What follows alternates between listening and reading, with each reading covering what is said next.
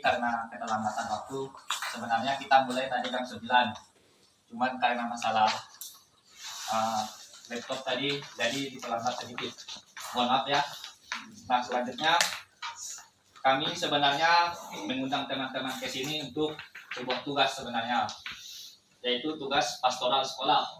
Nah, di mana pada tugas kali ini kami itu membuat sebuah rekoleksi. Sebenarnya rekoleksinya ini bebas, bisa di stasi, bisa di sekolah. Nah, cuman karena kita juga banyak tugas, jadi kami memilih untuk di kampus saja. Nah, tema untuk rekoleksi pada hari ini yaitu dengan menanti dengan penuh harapan. Seperti yang kita tahu bahwa minggu depan itu kita sudah memasuki masa Advent, dan oleh karena itu kami mengambil tema ini untuk semakin memperdalam iman kita akan masa Advent dan masa Natal. Dan pada saat ini kita ada sesi ketiga sesi. Nah, pada sesi yang pertama nanti itu akan dijelaskan oleh saudari kami Octavia Nica. Yang kedua, tema sesi kedua nanti saya menjelaskan. Dan setiap sesi itu kita akan menonton video dan lebih singkat biar lebih dijelaskan oleh mereka. Dan kami hanya tinggal mengambil poin-poin penting saja. Nah, ada pepatah mengatakan, tak kenal maka tak sayang. Oleh karena itu, izinkan kami dari kelompok Santo Hieronymus memperkenalkan diri. Mari kita mengangkatkan bagi Yesus Kristus. Allah Tritunggal Maha Kudus, puji dan syukur karena kita ke dalam tangan-Mu. Terima kasih atas penyertaan-Mu sepanjang hari ini pada kami, sehingga kami boleh berkumpul di dalam ruangan ini untuk melaksanakan kegiatan rekoleksi kami.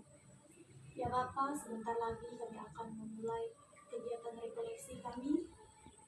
Sudilah kiranya Engkau selalu menyertai dan melindungi kegiatan kami dari awal, pertengahan, hingga berakhir kegiatan kami nantinya. Ya Bapa, semua doa ini kami serahkan ke dalam tangan-Mu, demi Yesus Kristus Tuhan dan Penantara kami. Amin. Teman semua, alangkah baiknya kita perkenalan terlebih dahulu. Nah, dimulai dari Winter Payment. Selamat pagi semuanya. Selamat pagi. Perkenalkan, nama saya Winter Sumarmata, asal dari Sumatera Utara. Selamat pagi teman-teman. Selamat pagi. Perkenalkan, nama saya Dionysius Kibar, asal Malawi. Baik, selamat pagi teman-teman semua.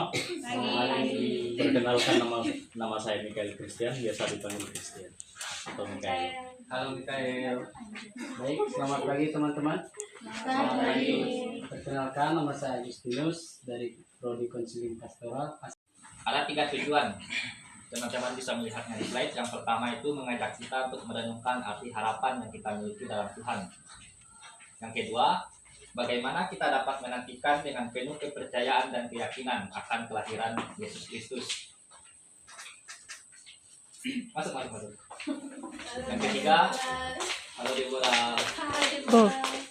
Yang ketiga, bagaimana harapan itu dapat menguatkan hidup kita sehari-hari.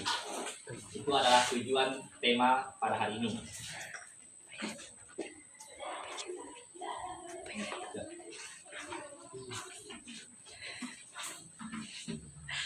Baik, sebelum kita lanjut ke kita selanjutnya, kita ice breaking dulu. Silakan semuanya berdiri. Biar semangat kita goyang dulu.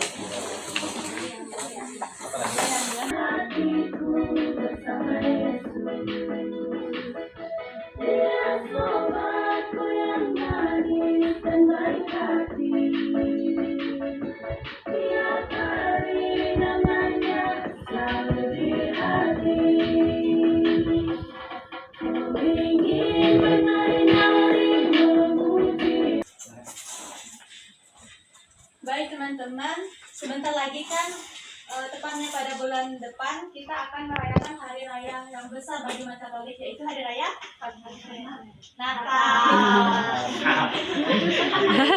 Sebelum memasuki hari raya Natal, umat Katolik menjalani masa penantian.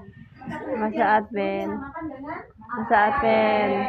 Advent biasa. Sesuai dengan tema kita, menanti dengan penuh harapan, yaitu telah dijelaskan juga dengan tujuan tema kita tadi, yaitu untuk kita memaknai bagaimana kita menanti kedatangan kelahiran Tuhan kita Yesus Kristus melalui masa Advent ini. Di sini kita akan mengetahui apa itu yang dinamakan masa Advent, maka kita harus merayakannya, apa itu yang disebut dengan lingkaran Advent, kenapa lilinnya ada yang berwarna ungu dan ada yang warna pink, kemudian bagaimana kita menjalankan kehidupan rohani kita di dalam masa Advent tersebut. Semua pertanyaan-pertanyaan ini akan dijelaskan dan dijawab melalui video berikut ini. Ingin tahu makna, sejarah, liturgi, dan tradisi di balik masa Advent? Mari kita saksikan dalam video katekese kita kali ini. Shalom, damai sejahtera bagi kita semua dan berjumpa lagi dengan saya Romo Bayu OP dalam program kita, program Katekese Katolik. Sebuah program yang didesain bagi kita semua untuk mendalami iman kita, iman Katolik. Kita kembali lagi memasuki masa Advent. Advent sendiri merupakan salah satu dari 5 masa di dalam tahun liturgi Gereja Katolik. Masa Advent, masa Natal, masa Prapaskah, masa Paskah, dan masa biasa.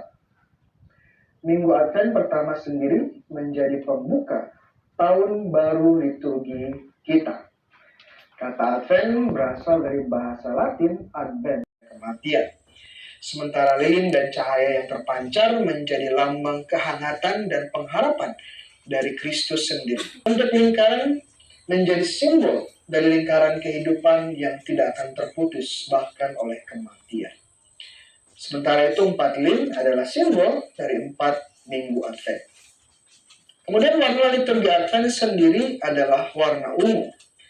Pada masa lampau, pakaian dengan warna ungu adalah pakaian yang hanya dipakai oleh para raja dan juga para bangsawan. Karena pada waktu itu, pewarna pakaian ungu adalah sangat mahal karena dibuat dari siput-siput laut yang khusus diambil di Laut Tengah.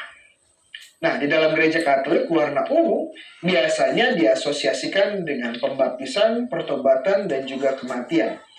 Namun, warna ungu pada masa Advent memiliki makna yang berbeda. Warna ini simbol dari penantian dan pengharapan dengan sukacita. Hal yang menarik dari masa Advent adalah Minggu Advent yang ketiga, yang sering juga disebut sebagai Minggu Gaudete. Kata Gaudete adalah bahasa Latin yang berarti bersukacitalah. Kata ini sendiri diambil dari intro atau antifon pembukaan dari misa Minggu. Teman-teman, nyimak nggak gitu? Jadi mohon maaf karena kegiatan kita ini tidak kondusif ya, selain panas juga mati lampu, jadi sarana kita tidak terpenuhi. Jadi inti dari video tadi menjelaskan makna dari Minggu Advent, yaitu penantian kelahiran Tuhan kita Yesus Kristus. Pada minggu pertama, yaitu merupakan minggu waktu pembukaan tahun baru liturgi kita umat Katolik, dan merupakan masa penantian kedatangan Tuhan kita Yesus Kristus yang kedua kalinya, yaitu kedatangan Tuhan pada akhir zaman. Minggu Advent yang kedua, lilin warna ungu yang kedua itu dinyalakan, mana seharusnya kita menjalani kehidupan rohani kita pada masa Advent, yaitu tadi dijelaskan kita berpuasa, melakukan kegiatan rohani di dalam keluarga, berdoa secara rutin. Kemudian jika kita telah mantap dan yakin, kita melakukan pengakuan dosa. Teman-teman, penjelasannya singkat saja ya, karena tadi semuanya sudah dijelaskan di dalam video. Kemudian kita masuk ke sesi diskusi. Teman-teman ada yang ingin menyimpulkan nggak dari video tadi tentang masa Advent dan bagaimana kita menjalani kehidupan kita pada masa Advent ini? Ada yang mau menyimpulkan atau memberi pendapat? mungkin lebih ke pengalaman teman-teman sih mengenai masa Advent. Misalnya ada kejanggalan misalnya di gereja teman-teman, mungkin kita bisa berdiskusi mengenai terkait masa Advent ini. Saya ingin menyampaikan mungkin ada terkait beberapa kendala terkait proses masa Advent ini, terutama di kampung-kampung ya. Banyak sekali yang janggal gitu, terutama tentang pemasangan lilinnya, warnanya dan sebagainya itu kadang dibolak-balikan. Memang bukan berarti mereka tuh enggak itu, tapi emang enggak ada pengetahuan sama sekali untuk itu. Jadi kalau misalnya kayak gitu terus apa yang harus kita lakukan? Baik, menurut Deida kan pandangannya di daerahnya itu kurangnya pengetahuan umat tentang masa Advent ini. Jadi kita sebagai calon katekis di sini sebagai mahasiswa sakat juga bisa membantu umat-umat untuk menjelaskan. Kita mempelajari dulu apa itu makna dari lingkaran lingkaran Advent tadi, kemudian kita bantu jelaskan dan ya kita membantu umat untuk mengetahui dan menjalankan yang seharusnya. Ada lagi? Baiklah teman-teman, pada sesi 1 ini kita telah selesai menonton video mengenai masa Advent. Dan sekali lagi terima kasih kepada teman-teman telah berpartisipasi untuk menonton video tersebut. Semoga video tersebut bisa menambah ilmu teman-teman mengenai masa Advent dan bisa menerapkan apa yang Romo tadi katakan untuk bisa kita sebarkan ke stasi-stasi di Kalimantan ini. Nah, selanjutnya untuk sesi kedua ini temanya itu tidak asing bagi kita, yaitu Santa Claus, pohon Natal, dan kandang Natal. Mengapa pada sesi kedua ini kami mengambil ketiga benda ini? Karena ini identik dengan masa Natal. Biasanya setiap tanggal 1 Desember itu tiap-tiap keluarga atau tiap-tiap gereja itu akan mulai memasang dekorasi. Oleh karena itu, pada sesi kedua ini kami akan menampilkan 2 video mengenai sejarah Santa Claus dan pohon Natal. Masuk wilayah Turki. Ada yang menyebut bahwa nama orang tuanya adalah Epifanius dan Yohana, namun ada juga yang menyebut nama orang tuanya adalah Theophanes dan Nona. Pamannya Nikolas adalah seorang uskup di Mira. Dia mendidik Nikolas dan menjadikan Nikolas pendeta di gerejanya. Suatu ketika, kedua yang berjudul, apakah Santa Claus ada? Dan ada satu baris yang tertulis sebuah kalimat, ya Virginia, Santa Claus ada. Nah, yang memberi sentuhan terakhir karakter Santa Claus menjadi selalu berpakaian merah adalah seorang seniman keturunan Finlandia dan Swedia yang bernama Hadan Sundblom. Dia menciptakan gambar Santa Claus untuk iklan Coca-Cola. Sejarah pohon Natal berasal dari Santo Bonifacius tahun kelahiran 675 sampai 754. Sebelumnya ia dikenal dengan nama Winfried. Ia berasal dari keluarga Kristen sehingga Sekian video tentang sejarah Santa Claus dan pohon Natal. Nah, kedua video ini sangat menginspirasi kita sebagai umat Katolik.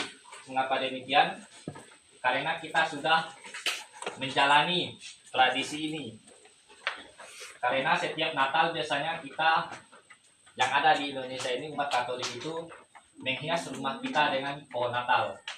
Biasanya kalau kita memiliki patung, biasanya kita akan menghias membuat kandang Natal biasanya kan. Nah, oleh karena itu pada sesi ini saya juga ingin berbagi pengalaman dengan teman-teman mengenai Santa Claus. Nah, seperti yang kita ketahui bahwa sebenarnya Santa Claus ini memiliki versi yang berbeda-beda teman-teman di setiap negara. Sebentar saya tampilkan gambarnya. Kelas. Tetapi pada materi ini saya mengambil hanya 6 di setiap negara. Nah, yang pertama itu adalah Father Christmas. Ini. Oh ini. Nah, ini berasal dari Inggris. Mengapa warnanya hijau teman-teman? Dan ternyata itu terinspirasi dari sebuah buku, yaitu judulnya Charles Dickens yang berjudul buku Charles Dickens yang berjudul The Ghost of Christmas Present. Oleh karena itu, warga Inggris mengambil Sinterklaas dengan tema hijau. Selanjutnya dari Prancis ada Père Noël. Mana ya? Prancis. Saya membacakannya saja. Nah, sebenarnya Père Noël ini berasal dari bahasa Prancis juga, yang berarti ayah Natal. Itu sama dengan bahasa Inggris Father Christmas, cuman ini hanya dari bahasa Prancis. Tetapi yang membedakannya itu adalah tradisinya, teman-teman. Ternyata Père Noël ini memiliki tradisi untuk memberikan wortel kepada anak-anak. Dan kostum yang digunakan oleh Père Noël ini berwarna merah, mayoritas seperti ini. Selanjutnya Jultommen dari Swedia. Santa Claus ini terinspirasi dari makhluk di salah satu cerita rakyat di sana, yaitu Jultommen. Makhluk ini bertubuh kecil dan dipercaya sebagai peri penjaga yang melindungi rumah-rumah warga dari nasib buruk. Nah, jadi di Swedia itu Sinterklaasnya itu dari mitos masyarakat setempat. Selanjutnya Julenissen yang berasal dari Norwegia. Seperti halnya di Swedia tadi, Julenissen ini juga terinspirasi dari cerita rakyat Norwegia. Nah, terus di Norwegia ini mereka itu sangat percaya dengan adanya peri. Kita sering nonton bahwa ketika anak yang giginya lepas itu akan dimasukkan di balik bantal kan. Nah, sebenarnya itu berasal dari Norwegia, teman-teman. Dan itu terinspirasi. Ada pernah satu kejadian di tahun 2019, tepatnya di Pangururan, kami di Paroki Santo Mikael. Ada seorang pastor yang namanya Pastor Mikael memberikan hadiah. Itu pas kunjungan di tanggal 6. Dan di situ saya tidak tahu artinya apa, dan kami asal terima aja. Dalam pembuatan pohon Natal rata-rata di Indonesia menggunakan alat bekas lah, seperti botol atau gelas dari alih-alih. Jadi apakah itu masih bisa dikatakan kekal kan? Soalnya dalam video yang kedua tadi dikatakan kalau menunjuk ke atas artinya Keseluruhan ada makna kan? ada maknanya. Dan pohon cemara itu sama dengan pohon pisang juga. Ya. Perintahnya itu berbeda. Bisa itu dari bambu atau botol bekas, makan tali lapia tadi kan. Tetapi maknanya itu tetap sama karena bentuknya segitiga. Itu melambangkan atau menyimpulkan trinitas. Nah, selanjutnya biasanya di atasnya itu ada lambang bintang kan.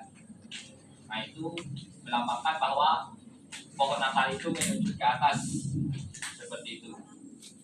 Kecuali mungkin pohon Natalnya berbentuk bulat atau segi empat, mungkin maknanya itu sudah berbeda. Ini kita akan bagi kelompok, 3 kelompok saja. Kita berhitung saja ya biar adil, biar bisa-bisa gitu kan. Dimulai dari 1, 2, 3. Oke, yang satu mukul dengan yang satu. Di sini. Yang 2 di tengah, 3 paling ujung. Belum datangnya hari Natal hanya untuk menikmati ayam KFC.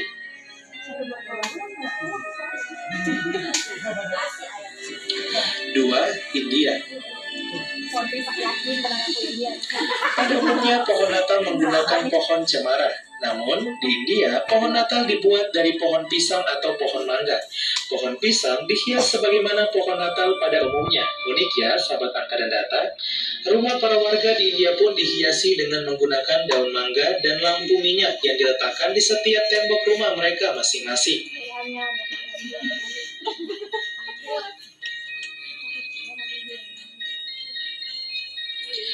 3. Palestina. Palestina merupakan tempat kelahiran dan turis akan berkumpul di gereja saat malam Natal tiba sambil menyaksikan upacara tahunan seperti opera dan arak-arakan. Sepatu bot atau sepatu di luar pintu kamar tidur mereka. Di pagi hari, mereka akan bangun dan menemukan sepatu yang penuh dengan permen. Tentunya yang terbaik adalah meninggalkan sepasang sepatu terbaru yang mereka miliki atau yang baru keluar dari kotak.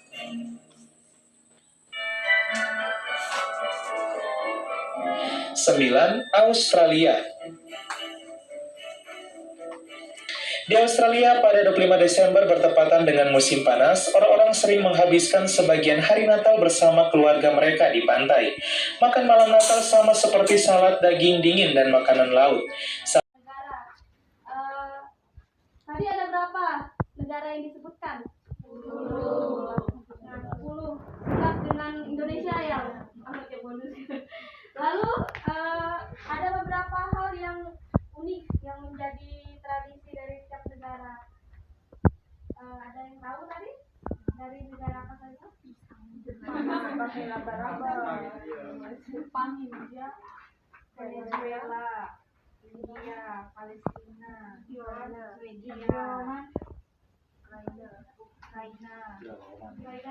Ukraina itu apa? Laba-laba. Iya, dari laba-laba.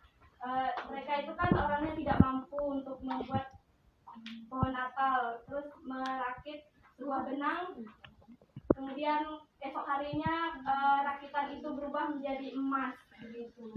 Lalu apa lagi? Swedia ibu kambing. Iya, itu juga salah satu. Mereka membuat patung berupa kambing, nanti mereka semuanya berkumpul di situ dan membakarnya bersama-sama. Terus ada yang pertama tadi itu Jepang. Makan KFC. Iya, KFC juga sangat familiar kita dengar. Sekarang banyak stand-stand dibuka begitu, membuka warung makan atau tempat makan KFC gitu kan. Nah, itu juga sangat menarik karena antusias mereka di Jepang itu sangat luar biasa. Mereka bisa mulai dari awal Desember itu rela ngantri panjang sampai mendapatkan KFC itu. Nah, mungkin sekian pembahasan dari materi yang ketiga ini. Nah, sekarang tujuan dari kelompok ini dibentuk adalah teman-teman sharing pengalaman antara satu sama lain, satu kelompok itu. Nanti bisa dalam satu kelompok itu menjelaskan, men-sharingkan kepada teman-teman semua yang ada di sini tentang tradisi Natal yang ada di dalam keluarga masing-masing. Nanti ataupun bisa salah satu perwakilannya saja. Boleh dimulai dari sekarang sharing-sharingnya nanti. Oh, kalau tidak di keluarga pun di kampung Ya, atau kalau tidak di keluarga pun di kampung itu biasanya apa, hari Natal mungkin mandi sama-sama satu keluarga itu gitu kan, minum uang sama-sama ya, itu juga bisa. Nah, nanti bisa diceritakan kepada teman-teman. 5 menit ya, mulai dari sekarang.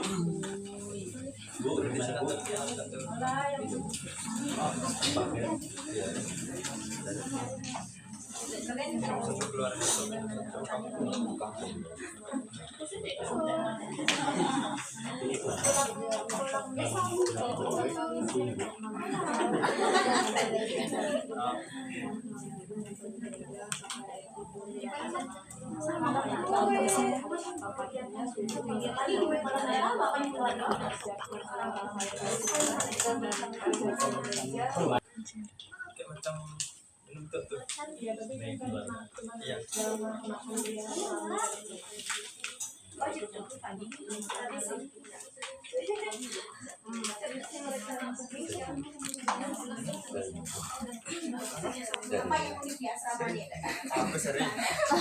Sudah maju ke depan untuk men-sharingkan tentang tradisi dari daerah mereka masing-masing tentang Natal. Silakan.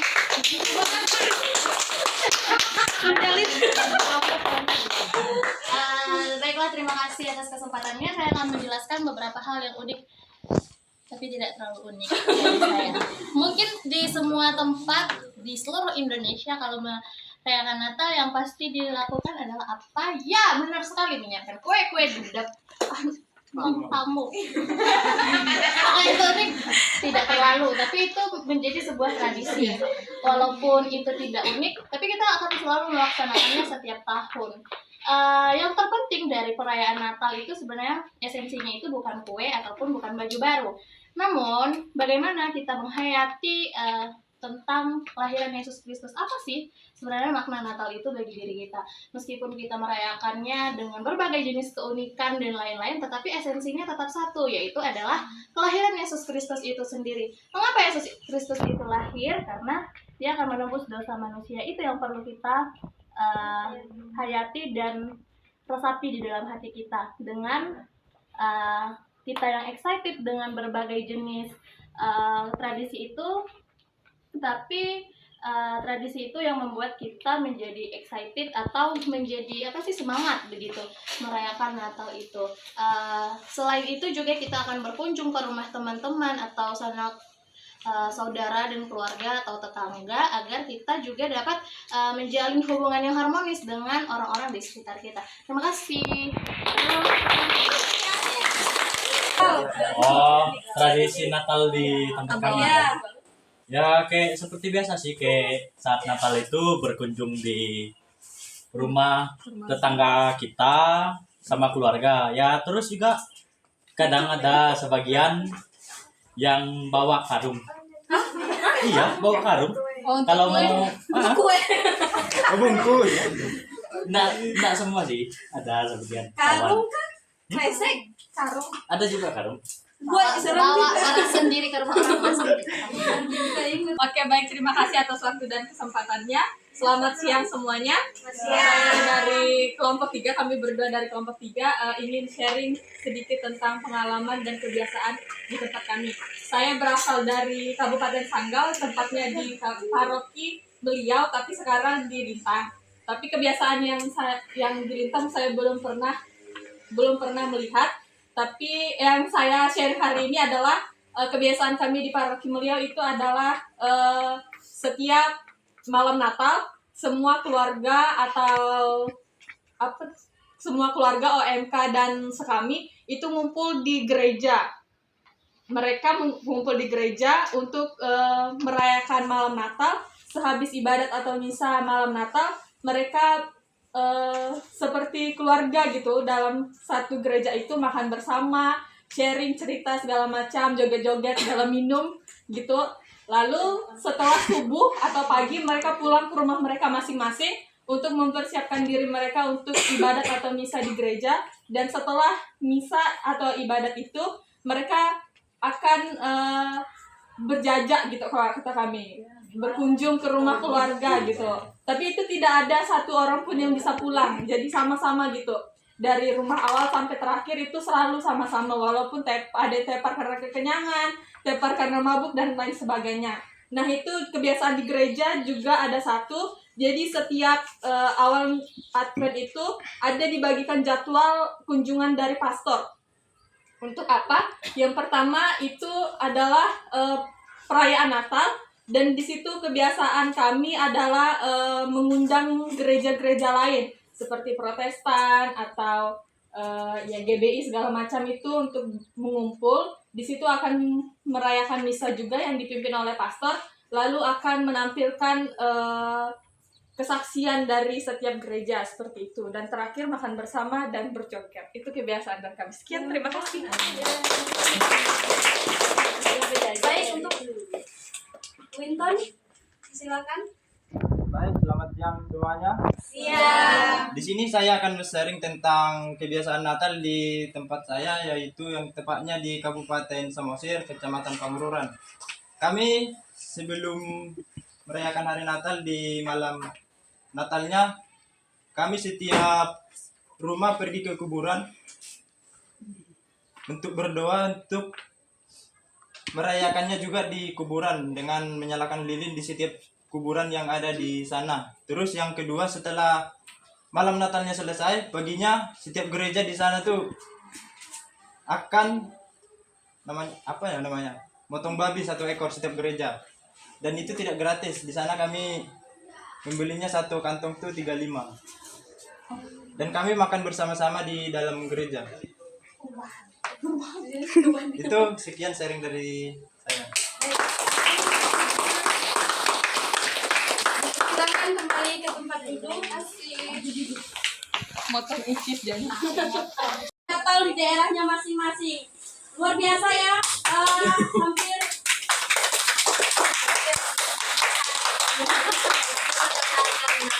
Hampir setiap daerah itu sama gitu kan tradisi Natalnya. Mulai dari Kabupaten Landak tadi sudah menjelaskan bahwa setiap Natal itu menyiapkan kue terus seperti itu. Nah, menyiapkan kue, terus nanti kunjungan ke rumah seperti di Meliau juga tadi, di Meliau. Terus yang paling unik juga ini, luar biasa bawa karung ke rumah orang gitu, habis di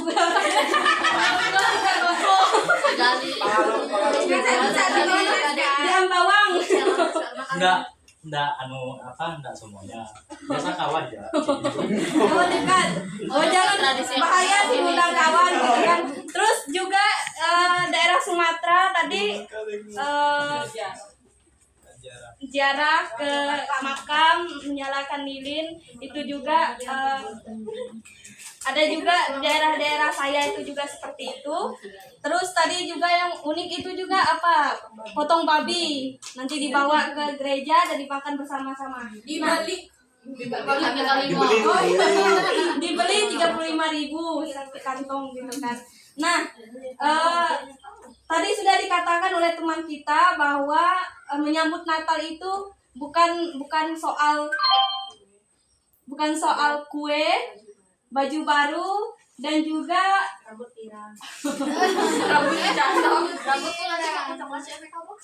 dan juga pakaian baru begitu kan. Tetapi itu juga masalah hati, kita harus mempersiapkan hati kita untuk menyambut Sang Kristus yang telah lahir begitu untuk kita. Nah, sesi ketiga kita sudah selesai. Sekarang kita akan ice breaking dan juga ada 1 game. Masih tetap dalam satu kelompok ini ya. Silakan berdiri semua. Ada kan? Tuhan sukacita sejahtera tumbuh bersama.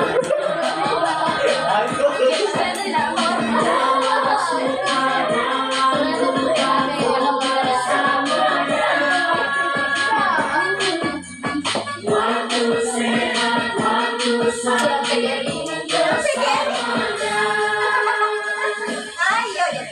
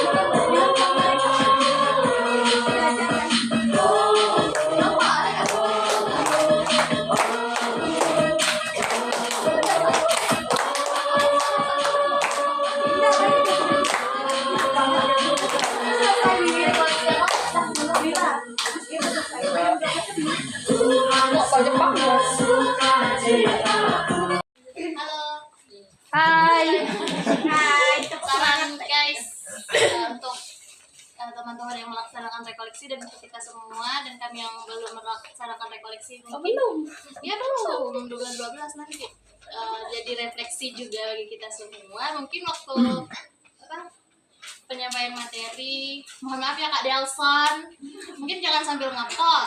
Oh ya. Kayak gitu kan ya. Habis itu mungkin jangan kebanyakan video. Soalnya entahkah yang lain tuh dengar atau enggak dengan video yang ditampilkan juga kita enggak tahu kan. Setiap sesi. Ya. Bisa diselingi dengan videonya mungkin bisa tapi kayak sekitar 1 menit atau 1 menit setengah gitu, sisanya kan penjelasan dari kita. Itu aja sih. Terima kasih. Makasih Mila. Selanjutnya so far so good bagus. Terima kasih. Thank you. Tadi juga ada saran dari Winton ya, itu juga bagus. Nambah duit Bo Winton. Ada lagi? Nambah duit. Kritik dan saran? Ada ini mungkin? Kikis kan? Masa bawah lagi Kak, kita Iya. perkenalkan nama saya Iqbal. Untuk kegiatan rekoleksi kata-kata abang-abang ini udah cukup baik, hanya beberapa kayak untuk mendukungnya itu kurang mendukung karena berbagai hal seperti lampu tidak hidup dan sebagainya tadi ya. Untuk pelayanan, untuk itunya sudah bagus, terutama dalam materinya juga ada beberapa hal juga yang nyangkut kayak ada makna lah dari kegiatan rekoleksi ini, mungkin bermanfaat buat kami ke depannya nanti. Untuk seterusnya semoga lebih bagus dan lebih baik. Terima kasih. Kesempatan yang diberikan kepada saya. Baik, jadi dari awal, pertengahan hingga akhir pada rekoleksi kita pada hari ini berjalan begitu melewati kayak terkendala seperti lampu, terus PowerPoint dan kecanggungan yang terjadi pada diri kita, soalnya kan kita masih belajar perdana. Jadi bagi saya kurang pantas juga saya sebagai maba memberikan kritik atau saran. Tidak apa-apa jadi tidak apalah. Jadi pada materi ini dari materi awal pertengahan cukup jelas, dan penjelasannya nanti bisa juga diperjelas di papan tulis, dijelaskan ya, dan teman-teman juga bisa membawa buku karena tidak mungkin kita ingat begitu dengan menonton video. Jadi hal itu harus dicatat dan dibaca-baca kembali di tempat kita masing-masing menginap di sini.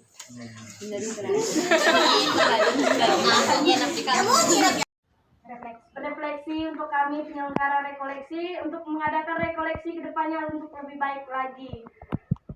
Sekarang kita akan makan. Game dulu baru habis itu makan. Baik. Buat 3 kelompok yang tadi itu silakan berbaris. Berbaris Mama Anjang. Yang pendek di depan. Iya dong.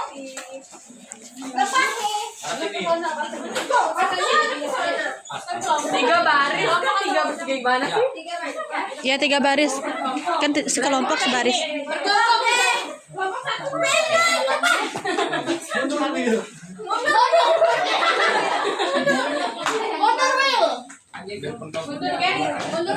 Kelompoknya di depan kata kelompok. Itu bisik berantai.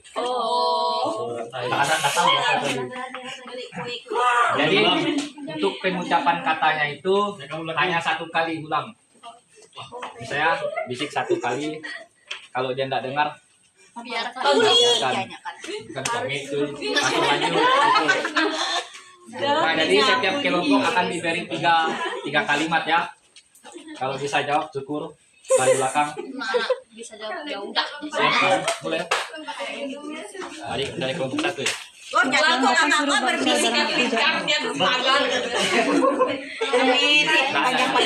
kelompok 1 ya. Jadi macam.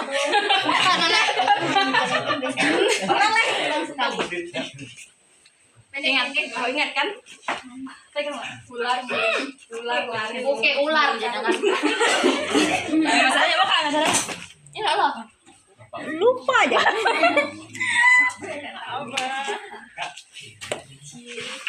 Ika.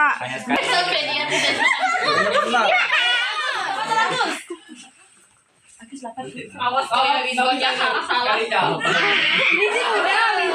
Lanjut. Dalam Agus kalah dari Gus. Kalah kami mana Agus.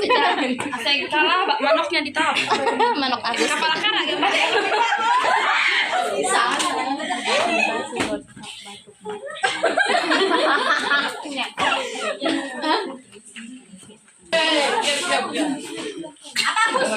Apa Agus? Lebaran. Kau yang Biarin dia lanjut. Awas kau ya Pia. Terajak jangan ngomong.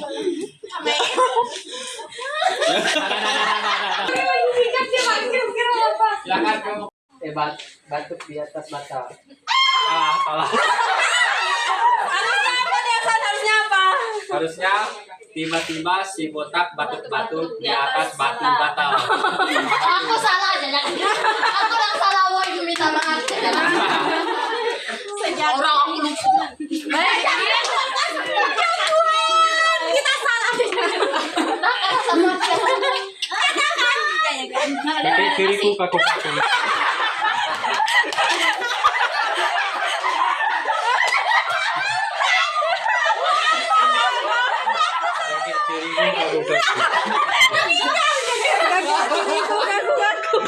Yang benar adalah kuku kiri, diri, kaki. Itu tadi. Benar itu. Sejak awal Benar yang pertama. Apa tiga? Mana ini dia? Tonton. Naik beca Yang depan itu bikin sama kaki keliling Pontianak.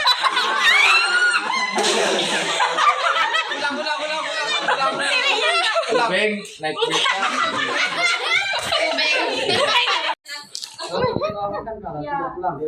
Udah makan dulu nanti doa makan dan pulang. Langsung ya. Makan sama-sama ya sini ya. Mutar ya. Dah. Doakan di situ apa? Berdiri, Pak. Berdiri kakak. Oh, berdiri. Kan dia fotografer. Kita siapkan hati dengan sejenak. Kita angkat tanda kemenangan Kristus dalam nama Bapa dan Putra dan Roh Kudus. Amin.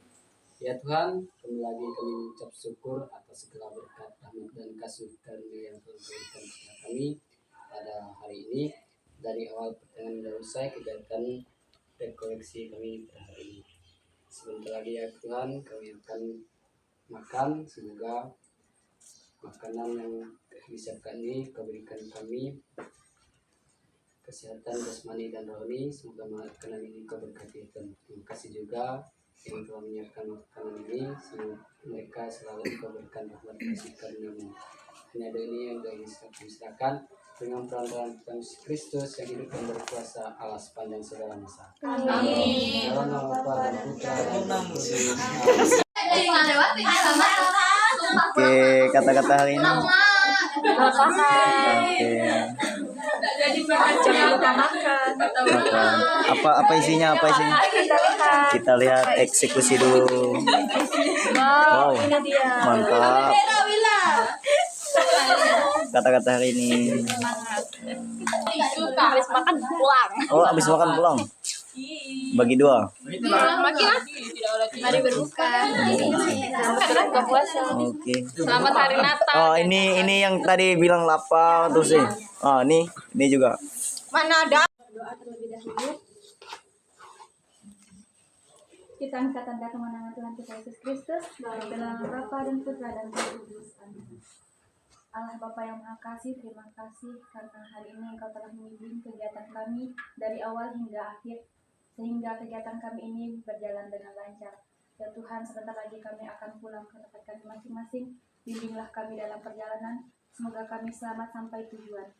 Semoga juga kegiatan kami ini berguna bagi kami ke depannya. Ya Tuhan, hanya ini doa anak-Mu, demi Kristus Tuhan dan pengantara kami. Amin. Dalam nama Bapa dan Putra dan Roh Kudus. Amin.